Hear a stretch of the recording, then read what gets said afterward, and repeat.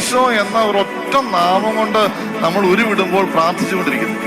അപ്പൊ അതുകൊണ്ട് ആവർത്തിച്ച് ഉരുവിടേണ്ട ഒന്നാണ് ഈശോ നാമം എന്ന് പറയാം. നമ്മൾ ഒത്തിരിയേറെ ഉരുവിടേണ്ട വാക്കാണ്. അപ്പൊ വിശ്വാസ പ്രമാണത്തിൽ മാത്രമല്ല, അച്ഛൻ നിങ്ങളോട് പറയുന്നത് ഒരു സുഹൃദേവം പോലെ ഉരുവിട്ടുകൊണ്ട് നടക്കേണ്ട ഒരു വാക്കാണ് ഈശോ, ഈശോ, ഈശോ, ഈശോ, ഈശോ, ഈശോ. അങ്ങനെ ഉരുവിട്ടുകൊണ്ട് എപ്പോഴും നടക്കേണ്ട ഒരു വാക്കാണ്. കാരണം നമ്മൾ അറിയാതെ പറയുകയാണ്, ഈശോ എന്റെ രക്ഷകനാണ്, ഈശോ എന്നെ രക്ഷിക്കാൻ വേണ്ടി ഈ ലോകത്തിലേക്ക് വന്നവനാണ്, അവൻ പീഡ സഹിച്ചത് മുഴുവൻ എന്റെ രക്ഷയ്ക്കായിട്ടാണ്, എന്റെ ദൈവമാണ് എന്നെ രക്ഷിക്കുന്നത്, എന്റെ ദൈവമല്ലാതെ വേറൊരു നാമത്തിൽ എനിക്ക് ആശ്രയമില്ല.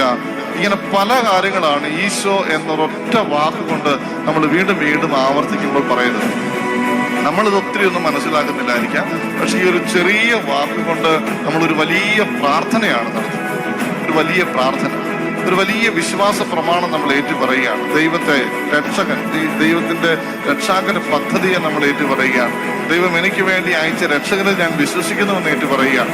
ദൈവം എന്നെ രക്ഷിക്കുമെന്നുള്ള എന്റെ കോൺഫിഡൻസ്, എന്റെ വിശ്വാസം, അത് ഞാൻ ഏറ്റുപറയുകയാണ്. ഇങ്ങനെ പല കാര്യങ്ങളാണ് ഈശോ എന്നൊരൊറ്റ വാക്കുകൊണ്ട് നമ്മൾ പറയുക.